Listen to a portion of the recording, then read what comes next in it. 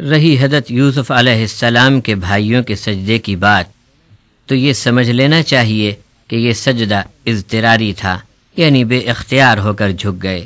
بھائیوں نے اس بھائی کو دیکھا جسے کنویں میں ڈالا، بچپن میں ستایا تھا اور بھائیوں کے دیش نکالے ہی کی وجہ سے جیل جانا پڑا تھا۔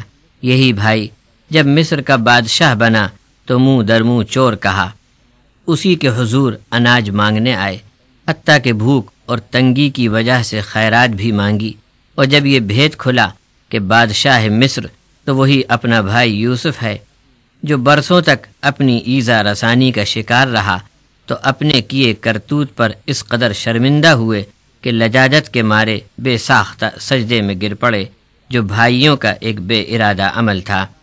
یہ کسی غیر اللہ کو سجدہ جائز کرنے کا حکم بتانے والی آیت نہیں، بلکہ ماضی کا ایک تاریخی واقعہ ہے۔ قرآن نے اس کا صرف ذکر کیا ہے۔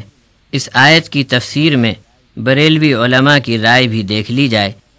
مولانا احمد رضا خان صاحب کے ترجمے کے حاشیے میں مفتی احمد یار خان صاحب لکھتے ہیں کہ یعنی والدین اور 11 بھائی، یہاں سجدے سے وہی عرفی سجدہ مراد ہے، یعنی پیشانی زمین پر رکھنا۔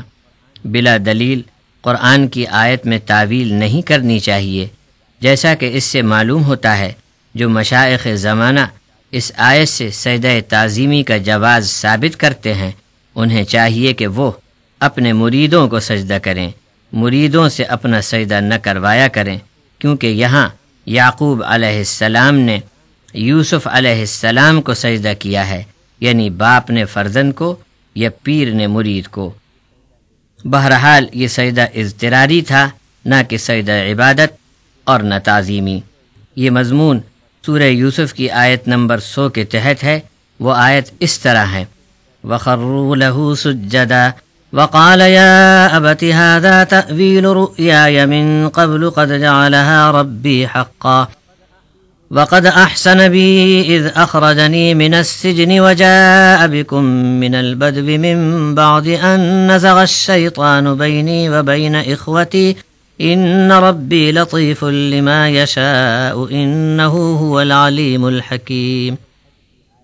سورۃ الحج کی آیت 18 اور 19 کے تحت حضرت مولانا عبدالکریم پارک صاحب تحریر فرماتے ہیں: آسمانوں میں، زمین میں جو کوئی بھی ہو، کیسا ہی بڑا ہو چھوٹا ہو، جاندار ہو بے جان ہو، اسے لازم ہے کہ صرف اللہ تبارک و تعالی کے آگے پیشانی ڈال کر سجدہ کرے۔ سورج، چاند، تارے، دریا، سمندر، ندی، نالے، جھاڑ، پہاڑ، فرشتے، انبیاء، اولیاء، سارے کے سارے صرف اللہ تبارک و تعالی کو سجدہ کرتے ہیں، اور اچھے انسان بھی اللہ کو ہی سجدہ کریں گے۔ جو نہیں کرتا یا کسی غیر اللہ کو سجدہ کرتا ہے وہ ملعون ذلیل ہے، بے عزت، پھٹکارا ہوا ہے۔ مخلوق کو عزت و احترام سجدے سے ہے۔ جس نے اللہ کو سجدہ نہ کیا اس کی تکریم عزت سب ختم ہوئی اور تمام مخلوقات میں ذلیل و خوار ٹھہرا۔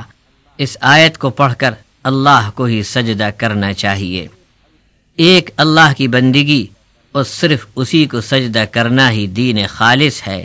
اس دعوت پر دنیا میں انسانی آبادیاں لڑ پڑیں، ایک ایمان والے دوسرے منکر ہوئے۔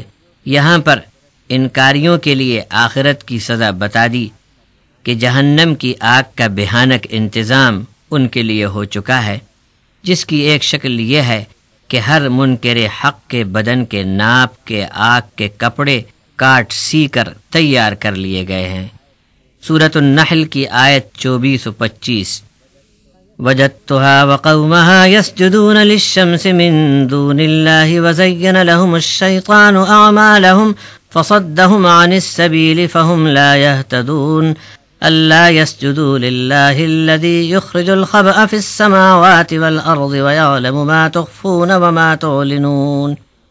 یہاں سجدے کے متعلق حضرت مولانا عبدالکریم پارک صاحب اس طرح تفسیر فرماتے ہیں: نبی کی صحبت میں رہ کر ایک پرندہ بھی تربیت پا گیا کہ اللہ کے سوا کسی کو سجدہ نہیں کرنا چاہیے۔ آج کے مسلمان آخری امت ہو کر بھی قبروں اور پیروں کو سجدہ کرتے ہیں، بلکہ بہت سے مسلمان تو ایسی جگہ مزاروں پر سجدے کرتے ہیں جن میں صاحب قبر ہی موجود نہیں۔ توبہ توبہ۔